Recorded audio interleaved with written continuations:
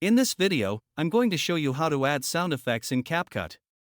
So if you want to make your videos more engaging and professional, then adding sound effects is a great way to do it. First, open your project in CapCut. Once you're in the editor, click on Audio from the top navigation menu.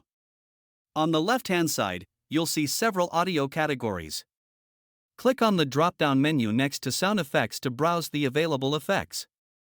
CapCut includes a wide range of sound effects that you can use in your videos.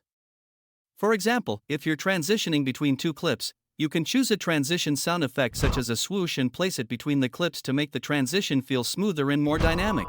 If you're looking for a specific sound effect, you can also use the search bar. Simply type in the type of sound you want, such as a clock, click on the result you like, and drag it onto your timeline. Now, if you can't find the sound effect you're looking for inside CapCut, you can download royalty-free sound effects from websites like Pixabay. Once you've downloaded the sound effect to your computer, simply drag and drop the audio file into your CapCut project.